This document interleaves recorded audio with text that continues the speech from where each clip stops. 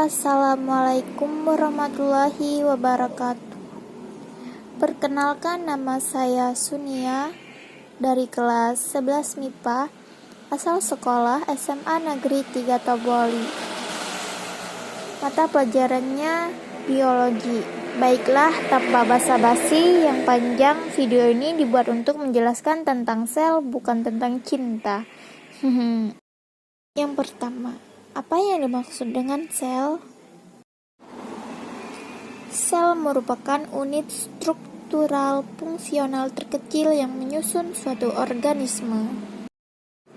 Tubuh kita, kucing, anjing, bakteri, jamur, tumbuhan, semua itu tersusun dari berbagai sel.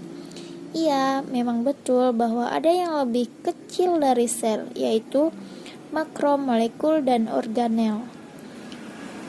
Urutan kompleksitas dari sistem kehidupan adalah sebagai berikut. Makromolekul, organel, sel, jaringan, organ, sistem organ, organisme. Kenapa unit dasar kehidupan itu bukan makromolekul dan organel? Ternyata jawabannya cukup simpel, guys.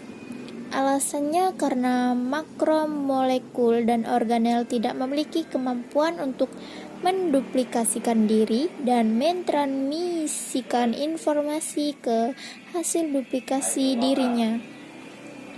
Sedangkan sel mampu melakukan itu.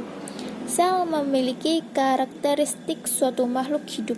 Ia bisa bertumbuh, memetabolisme makanan, adaptasi terhadap lingkungan, memberikan respon pada stimuli, menjaga respon homeostasis, bahkan pada saat tertentu bisa melakukan reproduksi. Sehingga bentuk paling sederhana dari suatu materi yang sifatnya hidup adalah sel.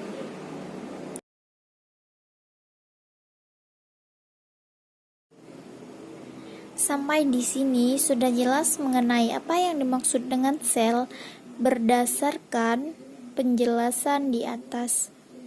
Kira-kira apa fungsi dari sel? Yaps, fungsi sel adalah menjalankan fungsi kehidupan dan membentuk organisme.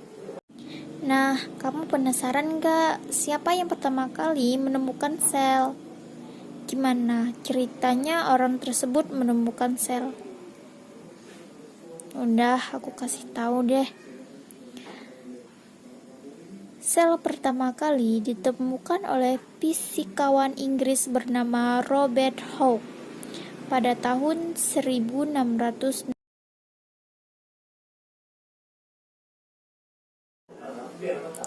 Penemuan barunya tersebut adalah ia meletakkan sepotong gabus di bawah mikroskopnya. Dan kemudian ia catat dalam buku Micrographia. Struktur sel. Materi genetik dalam sebuah sel ada yang dibungkus oleh membran inti dan ada juga yang enggak dibungkus membran inti. Kalau dibungkus membran inti disebut sel eukariotik, sedangkan kalau enggak dibungkus membran inti disebut sel prokariotik. Komponen dasar yang dimiliki oleh semua sel, baik sel prokariotik maupun eukariotik adalah DNA, ribosom, sitosol, dan membran plasma. Sebelum menuju jenis selnya, saya mau menguraikan terlebih dahulu komponen pada sel beserta fungsinya masing-masing. Struktur sel terdiri dari prokariotik dan eukariotik. Pertama, saya akan menjelaskan struktur sel prokariotik.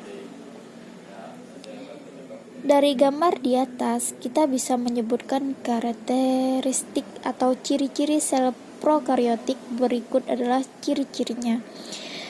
1. Tidak memiliki membran inti sel. 2. Dinding sel terbuat dari peptidoglikan, yaitu komponen dinding sel bakteri yang sifatnya kaku untuk menjaga integritas dan bentuk dari selnya. Kedua, struktur sel eukariotik. Kalau kita lihat strukturnya, karakteristiknya sudah jelas terlihat, ya kan? Berikut ini karakteristik atau ciri-ciri sel eukariotik. 1. Memiliki membran inti sel atau nukleus. 2. Pada tumbuhan terdapat dinding sel yang terbuat dari selulosa. Jadi, sel eukariotik ini sudah memiliki membran yang mengikat nukleus sebagai inti sel dan organ sel lainnya, guys. Berikutnya, perbedaan sel hewan dan sel tumbuhan yang utama terletak pada keberadaan dinding sel. Sel hewan tidak memiliki dinding sel, sedangkan sel tumbuhan memiliki dinding sel yang mengandung selulosa. Dinding sel tumbuhannya kaku, tidak ada di sel hewan, karena tumbuhan tidak bergerak aktif.